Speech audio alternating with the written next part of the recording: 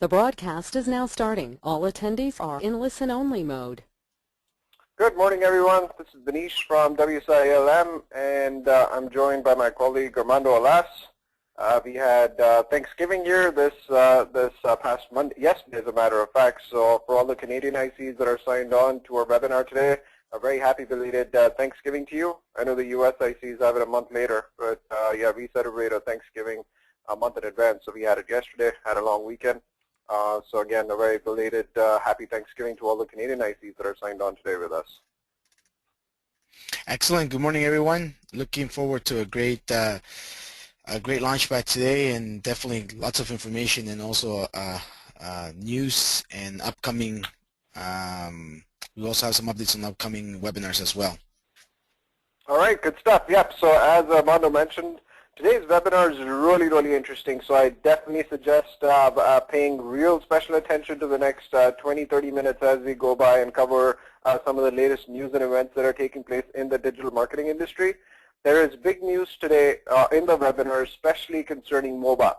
So if you had your clients or your prospects that weren't being sold on the idea of a mobile-friendly website or a brand new mobile website or a responsive website, well, we think we have a slam dunk opportunity now.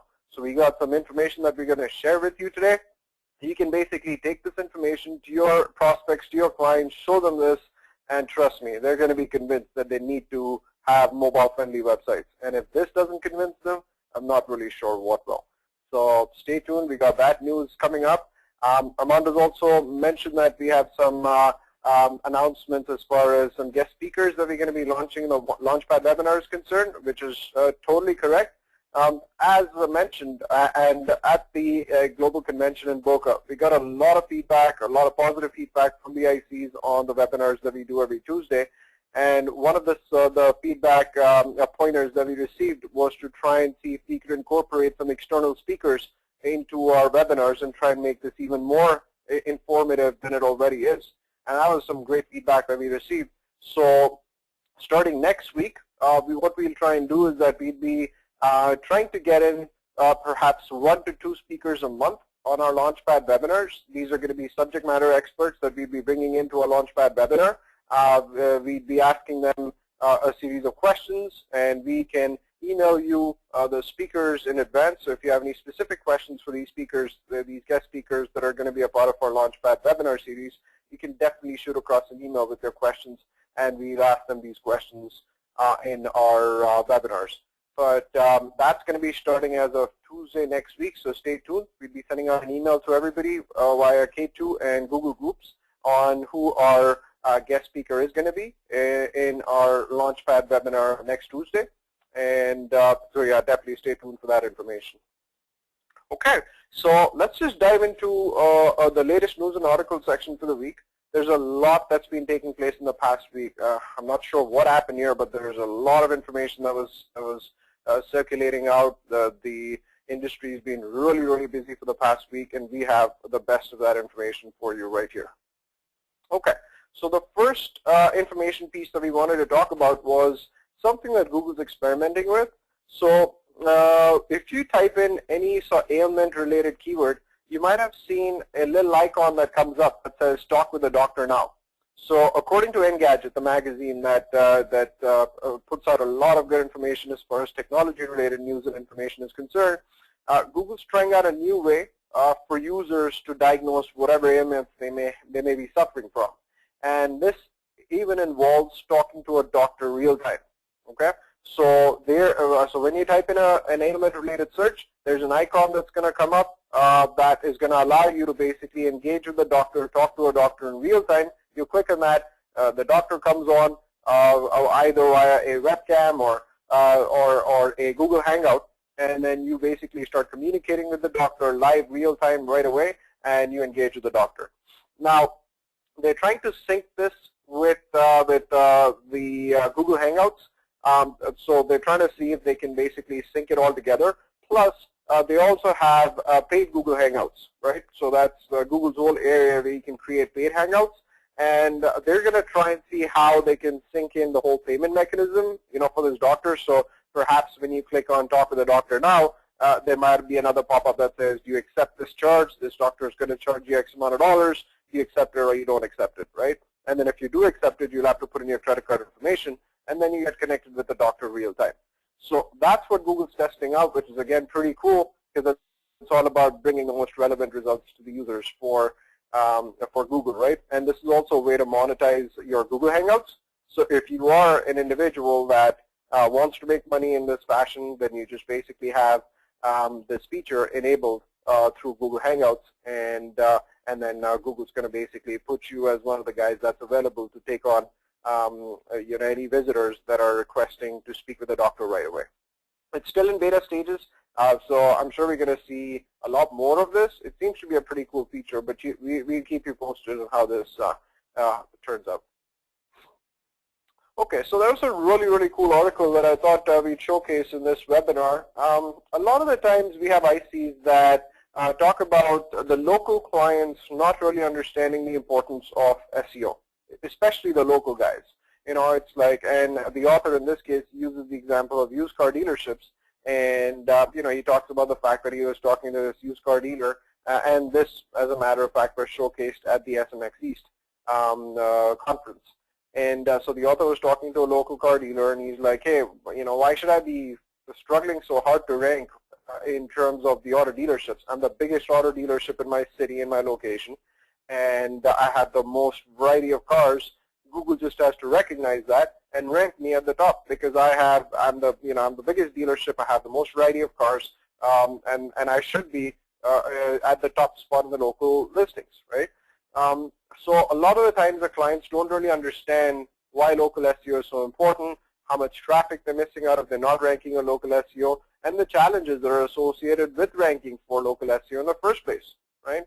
So as opposed to telling them the importance of links and content, etc., etc., this client uses a very simple methodology that he says has been very effective in convincing local clients on why SEO is so important.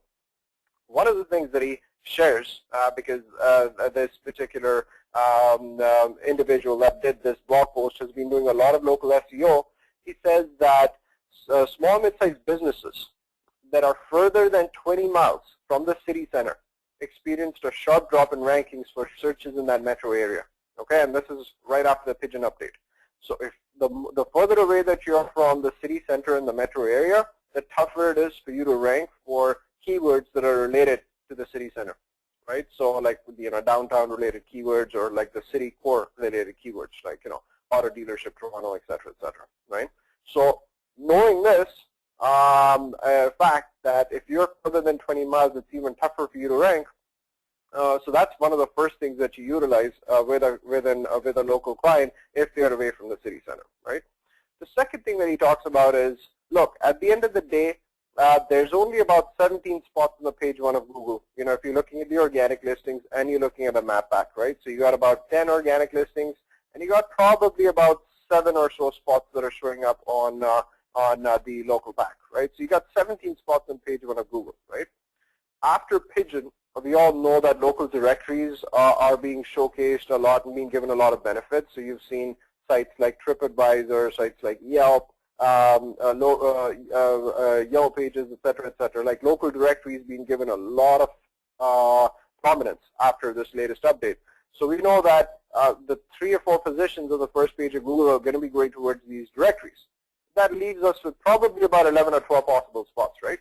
Now, on an average in a city, you probably have about, like I'd say on an average, the author says about 22 odd dealers, right? So if you go 22 dealers minus 12, that means that you'll have 10 dealers that are not going to be on page 1. This is just right in your suburb itself, right?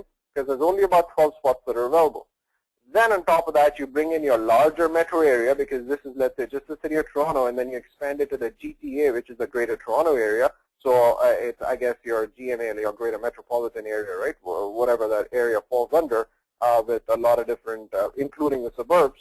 Now you're looking at, let's say, say approximately 22 dealers, which is what roughly the author says is the average number of dealers in a big city, times 8 cities, right? So cities meaning suburbs. So in our case, you'd be looking at Mississauga, Brampton, Concord, Oakville, all these different areas that are surrounding Toronto, right?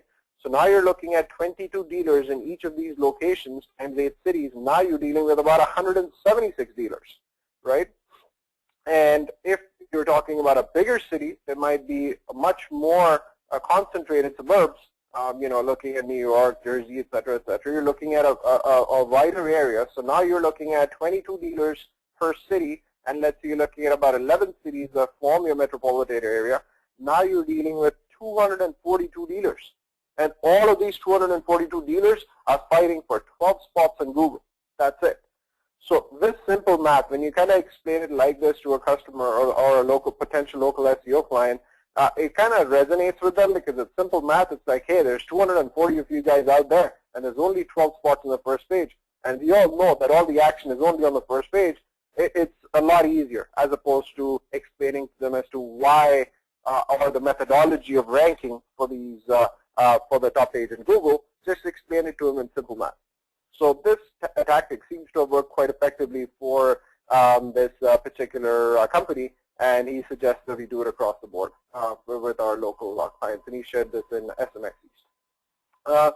He does finish off by talking about the fact that, if you want to beat your site out with those hundreds of dealers that are fighting for the top spots, you have to send the right signals to Google, which means you must have great content, an amazing user experience on your website. You must definitely be optimizing your content for local searches.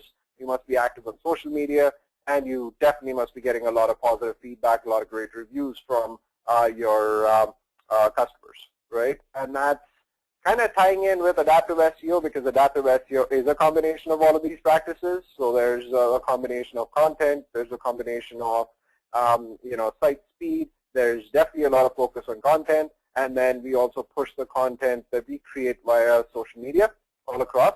So as you can see, there's a lot of elements of adaptive SEO that essentially the author talks about that are important for success with local SEO. All right, moving on. So as I mentioned to you at the beginning of the webinar today, that we had some breaking news and some pretty hard-hitting news as far as mobile-friendly sites are concerned. So here's the latest thing that Google is testing out right now. So this appeared in some of the UK searches, and we'll probably start seeing this appear even in the US searches. So I've put in 2 screenshots on the left and the right-hand side. So if you look at the left-hand side, you'll see that there's an icon that started appearing that shows a site not being mobile-friendly, right? So you see the Daily Mail and the BBC, I mean some pretty big websites, and you see that there's a tablet, and that's crossed out, which means that this site is not mobile-friendly. And Google's testing this out right now to try and see if this influences visitor behavior. And again, as you can understand, Google wants to give the best visitor experience possible for all the visitors that are using the search engine. So by informing them that a site is not mobile friendly with sort of like an icon, it's going to stop wasting time for people that actually click on a website expecting it to be mobile friendly, landing on a page that's totally not mobile friendly, and having a really, really bad experience and dumping Google altogether. Right? As compared to that, if you look at the right-hand side and you look at the screenshot from Brent Payne on his Twitter account, and you'll see that he's got a nice little mobile-friendly icon that basically shows or signals to a visitor that this website or this link is a mobile-friendly link, so you can access it in your mobile phone, and it's going to render properly. Big, big news, because this potentially has huge ramifications. And if you think that icons don't influence people, I guess I got to remind everybody of what Google authorship did to the results and the traffic with people that had optimized authorship results, that had their images appearing in the top 10 search engines, in the top 10 results in Google. So we've learned from authorship and some of the other knowledge graph elements that Google is testing that all of these little things make a huge difference when it comes to the amount of traffic that's being referred to the website. So the fact that Google's testing out a mobile-friendly and a non-mobile-friendly icon is huge.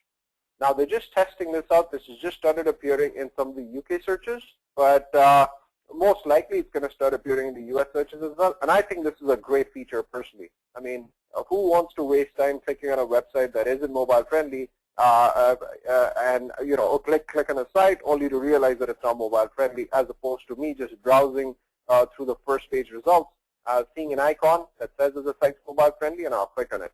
and then this way I'm ready to go. Also think about a customer psyche. I mean, if you look at, let's say, you know, even if I'm looking for a local service, right? Some sort of a local service, whether it's plumbing, locksmiths, or whatever it is. I search for it on Google, and then I'm browsing through the results, and then I'm seeing a non-friendly mobile site, a non-mobile friendly site, and then I'm seeing a mobile friendly site. What sort of a signal subconsciously is that sending to me? Okay, this guy's definitely in tune with all the latest stuff that's happening. He's got a mobile friendly website. He's obviously invested in this.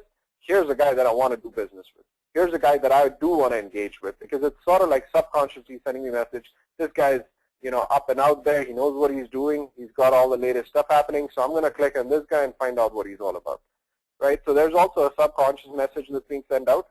So personally, I love this change. I think that's great because it's going to stop a lot of people from wasting time and clicking on sites that are not mobile friendly, right?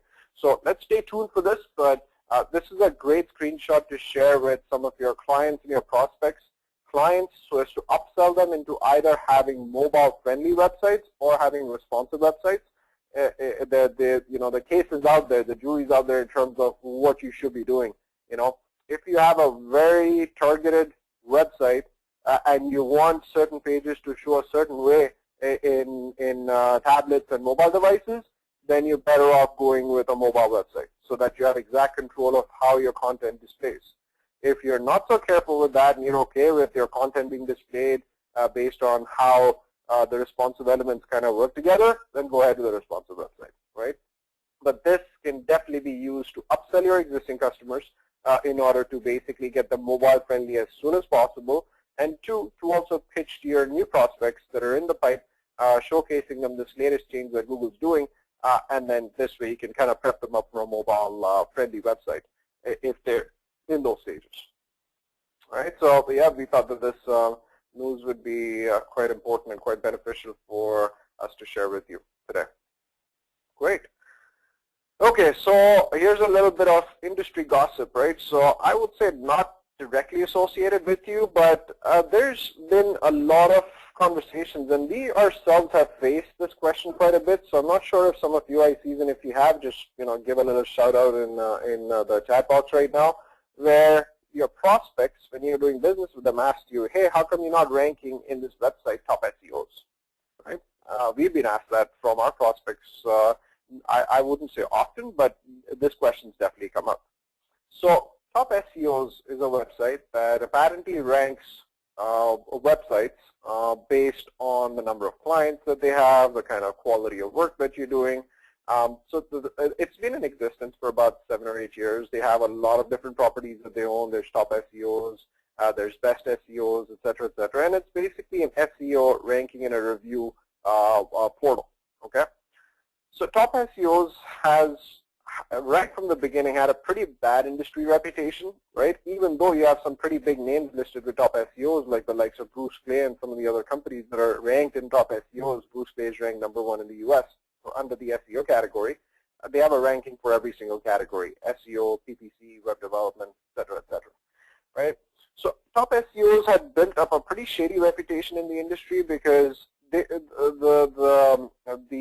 news was that they wouldn't really do any sort of checks on your company. They wouldn't really check your reviews. They wouldn't speak with your clients, and they claim to do all of this. They just blatantly give you a ranking if you paid them some money, right? So if you tied in some advertising and some sponsorship with Top SEOs, they basically give you a ranking. Now, we can very confidently attest to the fact that this was happening because the Top SEOs rep actually reached out to us a couple of months back, and he promised to give us a second position rank for the SEO category in Canada, provided that we signed up for a $2,000, either $1,000 or $2,000 a month advertising package with Top SEOs.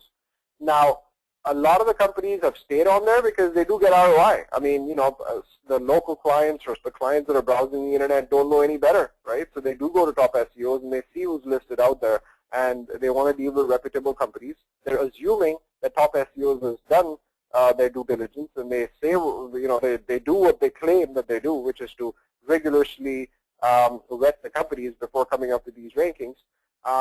So the ROI is there. you do get leads when you're listed on top SEOs, right, of companies that are looking for internet marketing services. So that's the reason why the companies have stayed with them and continued paying them. But the fact of the matter is that they'll give you a ranking if you just pay them money. That's really what it comes down to.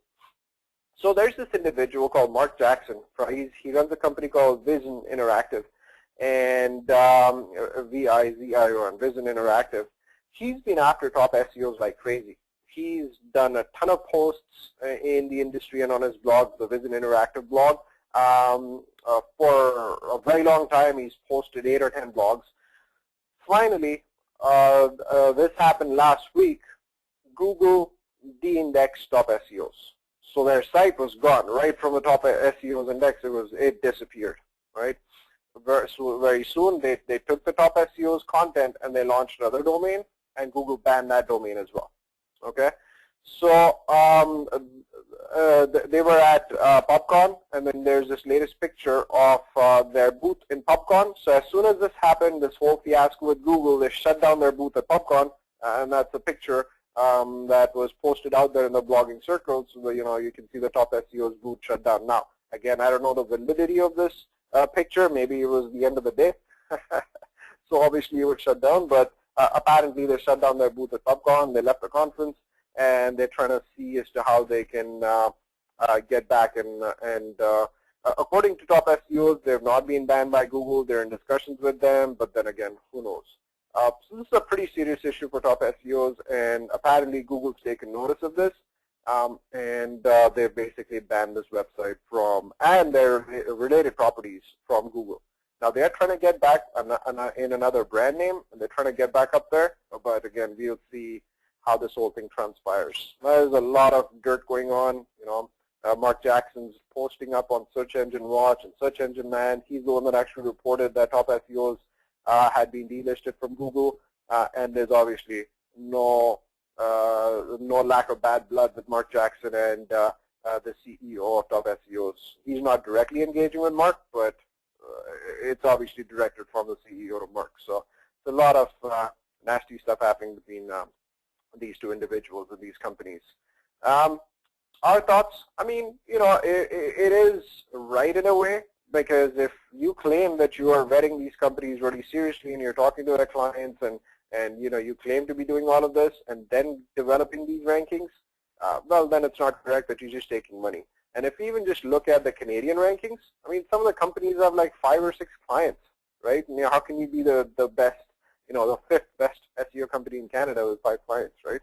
So it's been a little, it's been shady as far as the rankings are concerned. And unfortunately, the prospects do look at these rankings, which is the unfortunate part, because they think that top SEOs are doing their job, right? In any case, we'll keep you posted on how this turns out.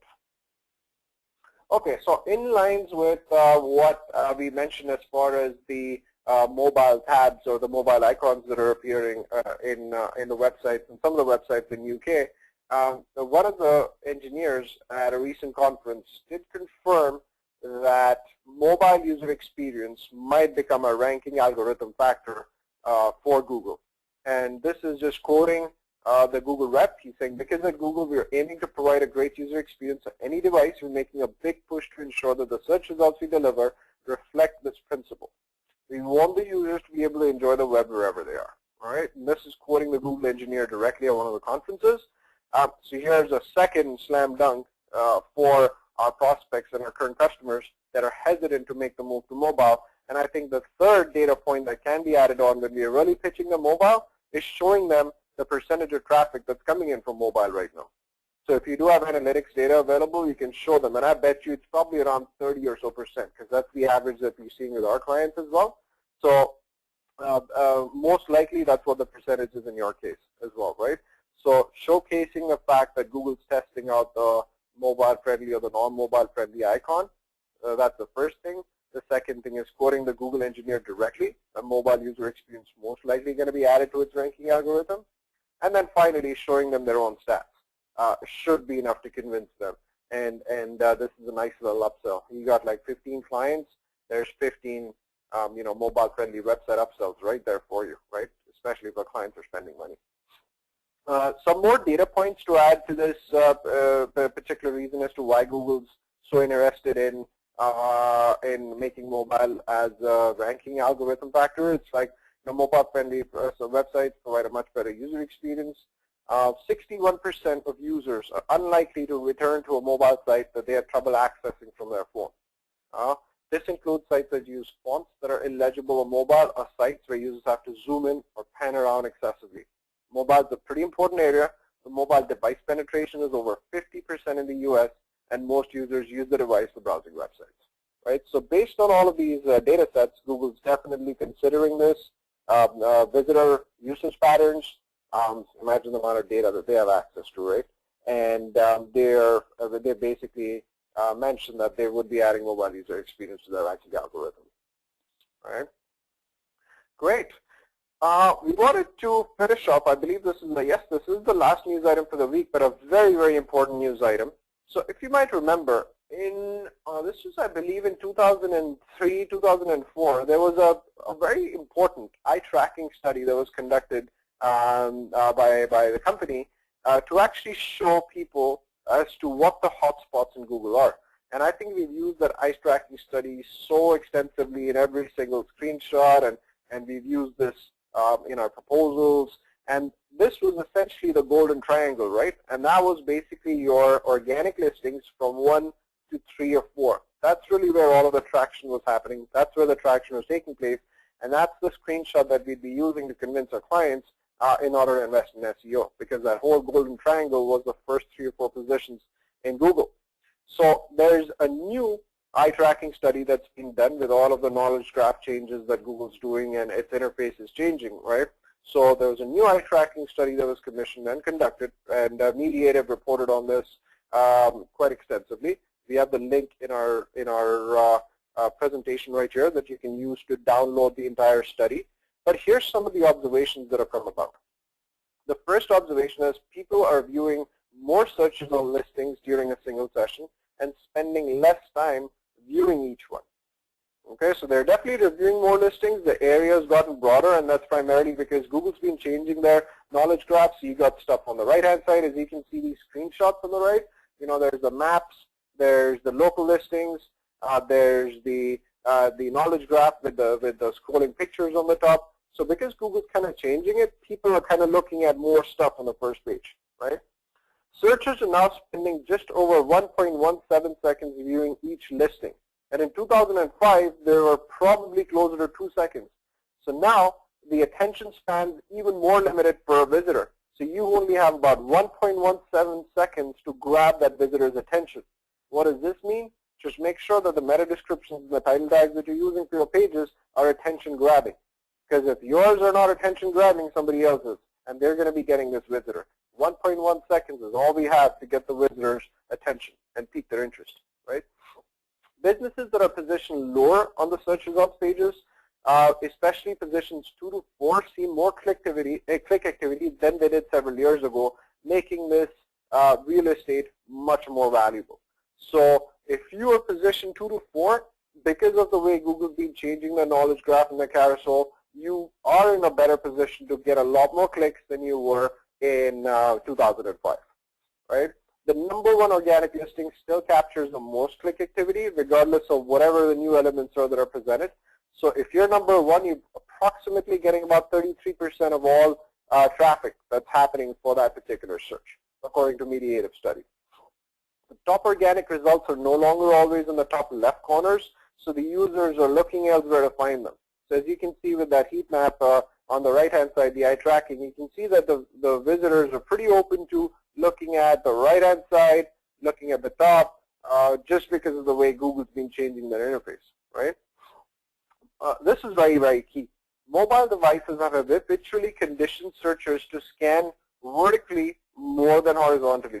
So searchers are looking for the fastest path to the desired content, right? So because of mobile devices, people are looking much more vertically now as opposed to horizontally in the past, right? Up and down, they're scrolling more vertically now, right? Again, they want to get the information the fastest, right? So, and this is again because of the increased penetration of mobile devices that the user behavior is changing. So really interesting study. This was some of, I would say, the key observations that came about in this eye tracking study, and definitely feel free to include some of this information in your proposals as well as your presentations to your prospects and your clients. Very, very important information to be aware of, and what you should be doing in terms of taking this information and incorporating that in your campaigns with your clients. Once again, this research can be accessed in the link below, pages.mediative.com/SERP-research. So you can download the entire case study. You just have to fill in your information. You can download the entire case study. All right, good stuff. I think it's over to you, Armando. Thanks, Anish. Excellent.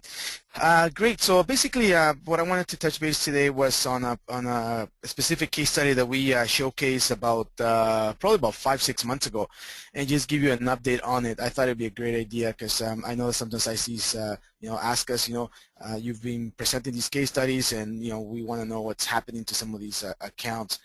So I thought that I would show one of these accounts that we've worked on and that we continue to work on as part of that follow-up to the case study, and definitely learn a lot from this specific case study, and we're implementing new strategies and also better educating the client.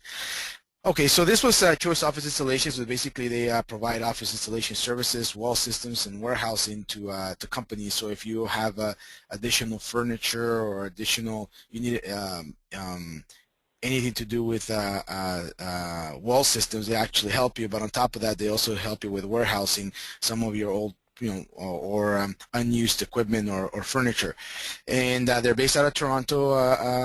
Actually, they are in Toronto, Canada. When we started working with them about 10-11 months ago, the client was looking to generate more value out of his website. At that point in time, I will tell you it was a real mess when it came to their whole setup. They have 2 different services, which is the office furniture and the wall systems. So they actually wanted, office installation and versus the wall system. So they wanted to differentiate that. And when the site was developed, I guess they developed one of the areas first, which was the office installations, and then they added a second website to it, or a second aspect to the website. It wasn't connected properly through their WordPress content management system, so it was a real nightmare to try to update the pages anywhere. So in the one hand, one side of the business, which was the office installation, had a WordPress CMS, and on the other side, the wall systems was just HTML. Very interesting setup, and sometimes, when you want to cut corners in your budgets, you end up having a spaghetti of a website. So at that time, when the IC met with the client, they were looking to generate more value out of their website. They weren't getting anything. They weren't being found. It hadn't been updated, refreshed. It was pretty much an orphan site. So I talked about the fact that it needed some cleanup. They had very little online visibility. So at the end of the day, the client, they felt very, very, very bad about the investment they made on their website, and it was really neglected. But the IC had been referred to this specific prospect at the time, which is now a client, and obviously the IC took him through the WSI IBA in education process to help them understand how they could better leverage from their website. So through a number of sessions or visits with the prospect, they finally closed, and we began working with them. The biggest key thing here that and I'm pretty sure many of you face this on a daily basis, is really building trust with your client and winning them over, specifically for those that have been burnt. Right? Many of your clients have been burnt in the past, and unfortunately, when you kind of connect with them, they're in a situation where they need a bit of of TLC because they've been burned, they're upset, they've lost money, they don't have faith anymore on the online marketing, and pretty much they don't want to embrace it. So in this case, the ICU was very patient, and we had to work with them as well to make sure that throughout the process it was a good experience for them, and kind of turn them around, win them over. Now, when the IC went in there, we actually knew that we needed a new website, just because the way it was set up. It was such a nightmare. Our own internal teams had problems just trying to update specific aspects of the website. So what we did was we actually added a new face to the website. We added a new intro page where it kind of gave clients or users or searchers or visitors, it gave them an opportunity to go into either the wall area or the office installations area. And basically, the before we started working, the bounce rate was pretty much about 80, 85, I remember. So it was very high. You know, we kind of wanted to figure out what was the best way to direct traffic where we wanted them to go. So we did a conversion optimization analysis. We changed the website. We added new colors, made it, you know, give it a bit of a tune-up or a facelift, and we also added a blog and forums. Very important to make sure that we start capturing completed forms and free estimate requests, etc. And we also started with a foundational SEO program. So it was a bit of, you know, quite a bit of work that was done to the website. At that time, we had told the client, look, you know, you have to, you know, try to design a new website, because the one that you have, you know, it may give us a year and a half more of lifetime, but based on the new technologies that are coming out, based on the way your website has been designed, you know, it could be detrimental to its performance, SEO performance in the future. Anyhow, the client obviously at that time didn't want to hear that, because they were already upset about the fact that, you know, they've made a bad investment previous to the IC working with them. So they remained with the existing website, and they wanted us to just do those the tune-up, the cleanup, and do the best that we could. So actually we did. We provided with all those services of conversion optimization, adding a blog module to host or to organize all of the content. At that time, we also had done some work with their social media to set it up on their website, etc. What we've learned, and I'm going to go to the next slide, if you can please, Avinish, and I'll come back to this slide if you can help me with that.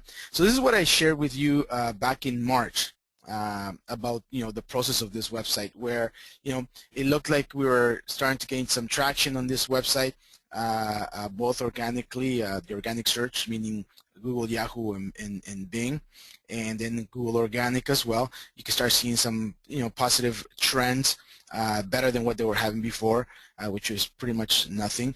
And on the right-hand side, you'll see some of the, you know, keyword progressions, you know, that we were able to work with. So, for example, some of them we jumped from 42nd to 11. Some of them we jumped from 81st to 20th.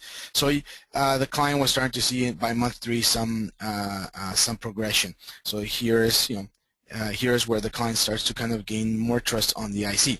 Now, can you go to the next one, please, Avinish, because I'm going to show you where we are as of end of September. As you can see now, there has been some major improvement on overall website traffic. There has been some hills and valleys, and that's because obviously during the summertime it's a little bit, early summer was a bit slow for them around May.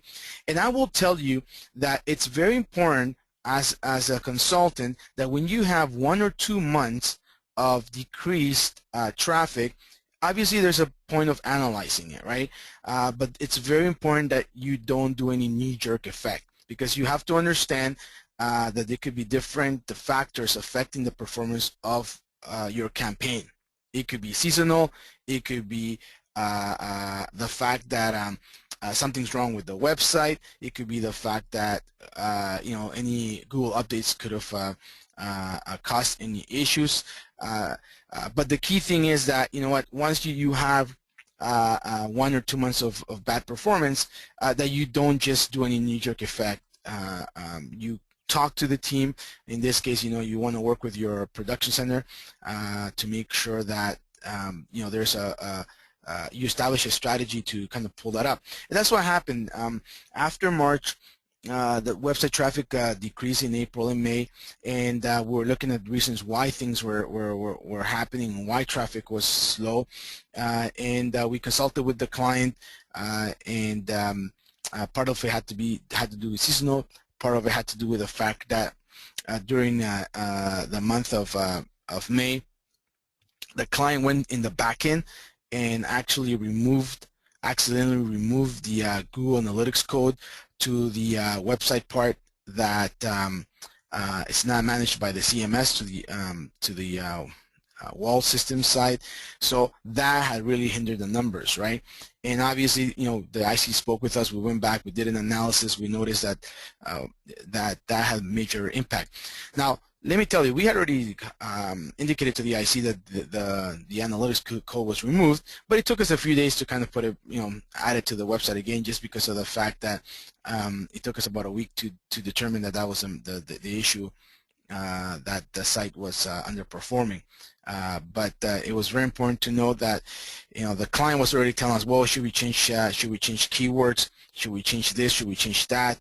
You know, a lot of things that they wanted us to do. And obviously, in working with the IC was very patient and educated the client, you know, to stay the course, right? That was one of the lessons learned.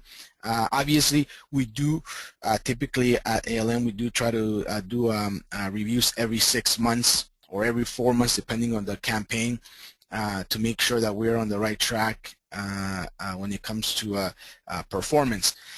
And as you can see, by month 10 on the right-hand side, on the left-hand side, you see the performance that the site, you know, picked up. It has its peaks and valleys, and that's just normal for any account. You're never going to have just an upward graph. I mean, that's just part of what traffic's all about. But when you look at the right-hand side, you'll start noticing that when we started in this campaign 10 months ago, for example, the keyword furniture installation services Toronto, we were in 81. Now we're in first page, right? 10th spot. You know, we were in 42nd spot for furniture installations Toronto. Now we're in third spot. We've had some challenges with Google Local, and it has to do with what Vinish also mentioned, specifically at the local level. Sometimes if you don't have an office, for example, this company has an office in the bureau or a suburb of Mississauga, which is outside of Toronto. So it's been very challenging for us to rank within the Toronto area, but when you and also even within Mississauga, and part of it has to do with the way Google works with Google Places.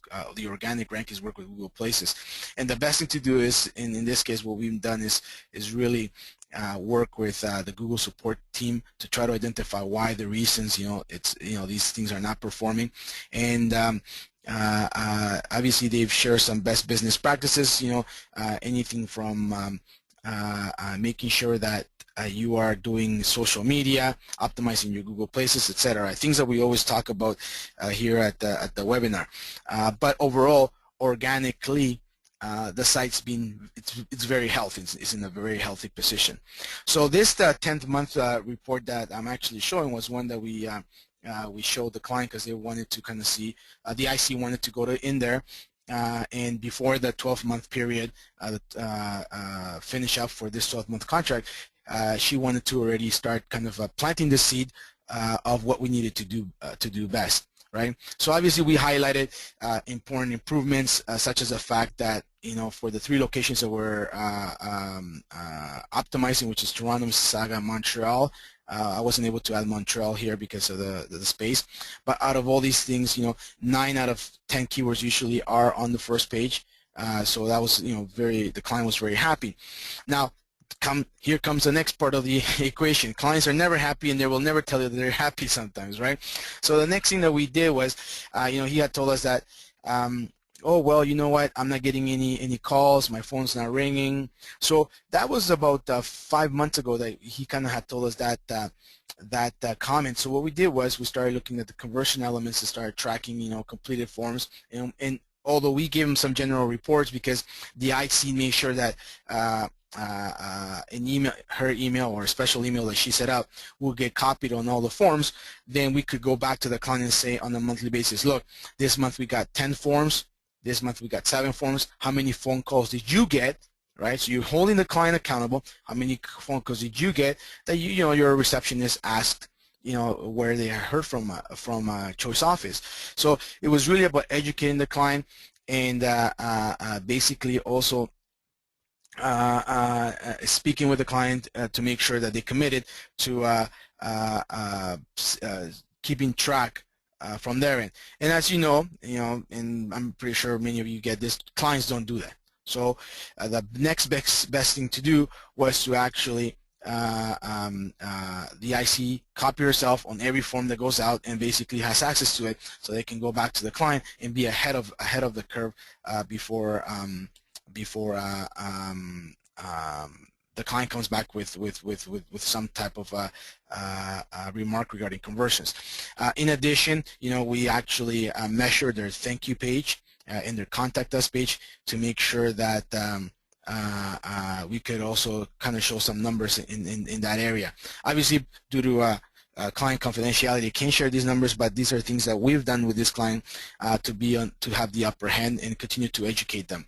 The whole point of this 10-month report was also an upsell strategy. We wanted to sell them, or the IC wanted to provide them with a proposal for a new website, and obviously move them a little bit more towards adaptive SEO because their social media activity hasn't been that, they haven't been very active on their social media. So at the meeting, a part of our goal was to show some of those numbers that Vinish mentioned in regards to the mobile usage to the client, so they can start kind of thinking about where they need to go. We also talked to them about their technology, and obviously the proposal was submitted. Now we're waiting till hopefully by the end of month 12 to see what they want to do. But they did sign up to a social media strategy, which was good because they realized that they weren't doing anything about it. Now this is a client that 10 months ago was, didn't really understand or didn't want anything to do with their website because of the fact that they had been burnt before, and through education, hand-holding, the IC has now started to turn them around. If you can just go back, Vinish, please, 2 slides. Just some lessons learned, quick. Number 1, stay the course, continue to educate your client. If you have a strategy in place, if you have 1 or 2 months that haven't been performing, obviously try to identify what's happening, but don't just make a knee-jerk effect. Now, if you have 3, 4, 5 months where your strategy is underperforming, obviously, you want to be in touch with your internal team or your production center to make sure that you are doing something about it. Don't just let it fall off the face of the earth. But if you believe in something and you have the right strategy, you have to stay the course, because it's very easy to do a knee-jerk effect and to panic. And then we often get ICs that go to panic mode right away, and you try to identify what the issues are. And there's many factors affecting performance of SEO performance or PPC performance as well, or even social media performance, right? Hold your client accountable. Make sure, wherever you can, if you can set up even a third-party email, a Gmail if possible, where you are copying every form that gets completed, so you can go back to the client and give them some numbers, because the client's not going to keep track of that. They may keep it in a spreadsheet that gets updated once every 3 months, once when they remember. You never have numbers. So as you educate your client, you move them more to the elements of goal conversions and ROI. Definitely you should get also involved and keep track of that. Okay, and also hold them accountable every month when you visit them. How many phone calls you have, and just keep hitting on them. And because at the end of the day, you're a marketeer, you're not a salesperson. You're bringing the people to them. They have to convert them. Obviously, social media makes a difference, and that's one thing that we have been learning through working with the Google Places team in regards to what we need to do for this client to become to rank higher on Google Places, and obviously a new responsive website. Now that's one thing that through the numbers we've looked at the fact that the client should be looking towards that, and that's in the works. So the other thing is that I forgot to mention here: use every meeting with your client to either give them a nugget of information that's really information that it's well-researched and educated material, right, at your monthly meetings, so you can continue to add value. And number 2, always use that as a upselling upselling opportunity. So this is what the IC has done. So when she goes into month 12 to renew the contract, obviously there's already, she's not leaving until the end. It's already, everything is in place, so the contract can continue to run smoothly to the next 12 months. So anyhow, these are some of the things that we've learned so far with this case study. Anybody interested on having this case study, just a copy of this case study, just let us know. Binish? Awesome. Thanks, Armando. That was terrific. You're getting a lot of good feedback in these case studies. Even last week's website case study got a lot of rave reviews, and I think, yeah, Armando's stealing the thunder. Great job with the case study there, Armando. Good stuff. All right. I think that's pretty much it for our LaunchPad webinar for this week. Again, if you have any prospects and need some help, just get in touch with us. Contact Armando or email us at info@WSI.LM. Couple of comments. I don't think there's any questions per se. Morning, Heidi. Heidi's just commenting on a couple of the mobile observations, and yep, I'm not going to disclose the client name, but yes, I think it could be pretty good for this particular client that we've been communicating on, Heidi. Terrific. I think that's pretty much it. Thanks, everybody, for joining us on this edition of our LaunchPad webinar series. Again, as I mentioned, we got a pretty exciting guest speaker lined up for next week. We'll be sending out the details on K2 and on Google Groups, so definitely stay tuned for that. Have a great week, everyone. Take care. Bye-bye.